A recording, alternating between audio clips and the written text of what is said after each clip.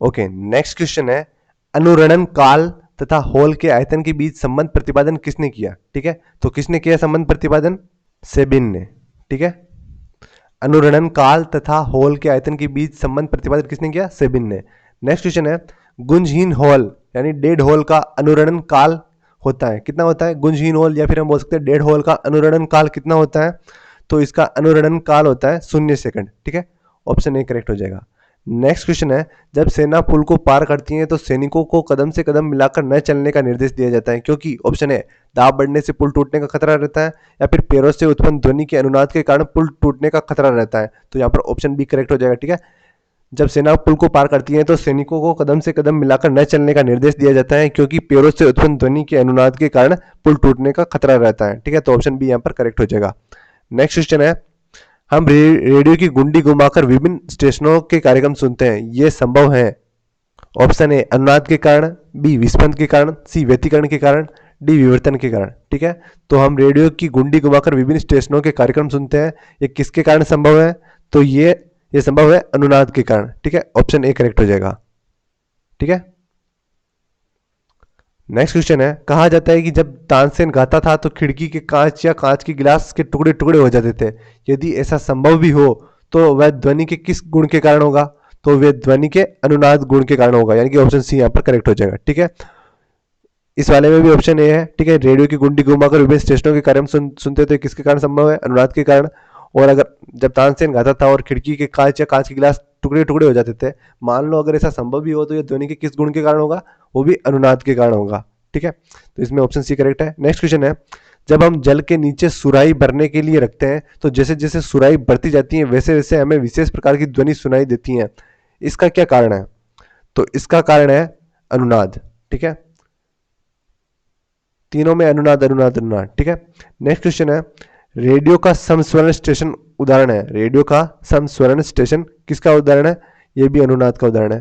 ठीक है, तो इन चारों सवालों का आंसर केवल एक है, अनुनाद। ठीक है, नेक्स्ट क्वेश्चन है, जब किसी स्थान पर दो लाउड स्पीकर साथ साथ बजते हैं तो किसी स्थान विशेष पर बैठे श्रोता को इनकी ध्वनि सुनाई नहीं देती है, इसका क्या कारण है? इसका कारण है व्यतिकरण। ठीक है, जब किसी स्थान पर दो लाउड स्पीकर साथ साथ बजते हैं तो किसी स्थान विशेष पर बैठे श्रोता को इनकी ध्वनि नहीं सुनाई देती, इसका कारण क्या है? व्यतिकरण, यानी कि ऑप्शन बी यहाँ पर करेक्ट हो जाएगा। नेक्स्ट क्वेश्चन है, समुद्र में स्थान स्थान पर ऊंचे प्रकाश कर यानी कि लाइट हाउस बनाए जाते हैं, जहां से बड़े बड़े सायरन बजाकर जहाजों को संकेत भेजे जाते हैं। कभी कभी जहाज नीरव क्षेत्र यानी कि साइलेंस जोन में पहुंच जाते हैं, जहां सायरन की ध्वनि सुनाई नहीं देती। ये नीरव क्षेत्र ध्वनि तरंगों के किस गुण के कारण निर्मित होते हैं? तो ये ध्वनि तरंगों के किस गुण के कारण निर्मित होते हैं? व्यतिकरण के कारण। ठीक है, ऑप्शन बी करेक्ट है। नेक्स्ट क्वेश्चन है, जब हम कमरे के अंदर बैठे रहते हैं तो यद्यपि हम बराबर के कमरे में बातचीत करने वाले व्यक्तियों को देखते हैं तो नहीं है, परंतु उनकी आवाज अवश्य सुन लेते हैं, इसका कारण है ध्वनि का। ठीक है, जब हम कमरे के अंदर बैठे रहते हैं, यद्यपि हम बराबर के कमरे में बातचीत करने वाले व्यक्तियों को नहीं देखते, ठीक है, परंतु उनकी आवाज हम सुन लेते हैं, इसका क्या कारण है? तो इसका कारण है विवर्तन। ठीक है, ऑप्शन बी करेक्ट है, ऑप्शन डी करेक्ट हो जाएगा यहाँ पे। ठीक है, नेक्स्ट क्वेश्चन है, किसी ध्वनि स्रोत की आवृत्ति में होने वाले उतार चढ़ाव को क्या कहते हैं? तो उतार चढ़ाव को डॉपलर प्रभाव, ऑप्शन बी करेक्ट हो जाएगा। ठीक है, नेक्स्ट क्वेश्चन है, डॉपलर प्रभाव किससे संबंधित है? सीधी सी बात है, ध्वनि से संबंधित है। ठीक है, नेक्स्ट क्वेश्चन आ रहा है हमारे पास आती हुई रेलगाड़ी की सीटी की आवृत्ति या तीक्ष्णता बढ़ती जाती है, ऐसा किस घटना के कारण होता है? डॉपलर प्रभाव के कारण। नेक्स्ट है, आर्द्र वायु में ध्वनि का वेग शुष्क वायु की तुलना में अधिक होता है, क्योंकि आर्द्र वायु में शुष्क वायु की तुलना में घनत्व अधिक होता है, या फिर शुष्क वायु की तुलना में घनत्व कम होता है? तो आर्द्र वायु में क्या होता है? शुष्क वायु की तुलना में घनत्व कम होता है। ठीक है, तो ऑप्शन बी यहां पर करेक्ट हो जाएगा। ठीक है, नेक्स्ट क्वेश्चन है, निम्नलिखित कथनों में से कौन सा सही नहीं है? ध्वनि का वेग माध्यम की प्रकृति पर निर्भर नहीं करता। ठीक है, ऑप्शन बी कौन सा सही है? तो ए तो गलत है, माध्यम की प्रकृति पर निर्भर करता है ध्वनि का वेग। नेक्स्ट है, गैसों में अधिकतम और द्रवों में न्यूनतम होता है, यह भी गलत है, गैसों में अधिकतम थोड़ी ना होता है, द्रव्यों में न्यूनतम होता है। ठीक है, गैसों में सबसे कम होता है। नेक्स्ट क्वेश्चन है, ठोसों में अधिकतम और द्रवों में न्यूनतम होता है, यह भी गलत है, ठोसों में अधिकतम तो होता है लेकिन द्रवों में न्यूनतम थोड़ी ना होता है, गैसों में न्यूनतम होता है। डी बोल रहा है ठोसों में अधिकतम और गैसों में न्यूनतम होता है, ये वाला सही है, ऑप्शन डी करेक्ट है। ठीक है, नेक्स्ट क्वेश्चन है, निम्नलिखित कथनों में से कौन सा एक सही नहीं है? हमें सही नहीं है वाला ढूंढना है, गलत कथन ढूंढना है। पहला कथन क्या बोल रहा है? गैसों में ध्वनि तरंगों की प्रकृति अनुदैर्ध्य होती है, ठीक है। और नेक्स्ट क्या बोल रहा है? 20 हर्ट्ज से कम आवृत्ति की ध्वनि तरंगे पराश्रवित तरंगे कहलाती हैं। तो देखो यहीं पे पता चल गया, 20 हर्ट्ज से कम आवृत्ति की ध्वनि तरंगे जो होती हैं उनको हम अश्रव्य तरंगे कहते हैं, ठीक है, अनऑडिएबल वेव कहते हैं उनको। पराश्रव्य तरंगे तो 20,000 हर्ट्ज से ज्यादा होती है उनको बोलते हैं। तो ऑप्शन बी यहाँ पर हमारा करेक्ट हो जाएगा। हमें गलत कथन ढूंढने को बोला था और हमने ढूंढ लिया, ठीक है। नेक्स्ट क्वेश्चन है, निम्नलिखित में से किस एक प्रकार की तरंग का प्रयोग रात्रि दृष्टि उपकरण में किया जाता है? रेडियो तरंग का, सूक्ष्म तरंग का, या अवरक्त तरंग का, या उपरोक्त में से कोई नहीं। तो ध्यान रखना, रात्रि दृष्टि उपकरण में अवरक्त तरंग का प्रयोग करते हैं। तो ऑप्शन सी यहाँ पर करेक्ट हो जाएगा, ठीक है। हमारे पास नेक्स्ट क्वेश्चन आता है, निम्नलिखित में से किस एक में ध्वनि की चाल सबसे अधिक होती है? 0 डिग्री सेल्सियस पर वायु में, 100 डिग्री सेल्सियस पर वायु में, जल में, या फिर लकड़ी में? फालतू में कंफ्यूज करने के लिए डिग्री डिग्री लगा रखा है, हमें ध्यान है ठोसों में सर्वाधिक होती है, तो लकड़ी में। ऑप्शन डी करेक्ट हो जाएगा। नेक्स्ट क्वेश्चन है, एक जेट वायुयान 2 मेघ के वेग से हवा में उड़ रहा है जब ध्वनि का वेग 332 मीटर पर सेकंड है, तो वायुयान की चाल कितनी होगी? 332 इंटू 2 कर दो, 664 मीटर पर सेकंड। ऑप्शन डी यहाँ पर करेक्ट हो जाएगा, ठीक है। नेक्स्ट क्वेश्चन है, लगभग 20 डिग्री सेल्सियस के तापमान पर किस माध्यम में ध्वनि की गति अधिकतम होगी? जाहिर सी बात है लोहे में ज्यादा होती है, 20 डिग्री 30 डिग्री दो बोली कुछ भी दो, लोहे में ज्यादा होगी, ठीक है। वैसे ग्रेनाइट भी ठोस है लेकिन लोहे में ज्यादा होगी, ठीक है। नेक्स्ट क्वेश्चन है, एक जैव पद्धति जिसमें पराश्रव्य ध्वनि का उपयोग किया जाता है, सोनोग्राफी, ईसीजी, ईईजी, या फिर एक्सरे? तो आंसर होगा सोनोग्राफी, ठीक है।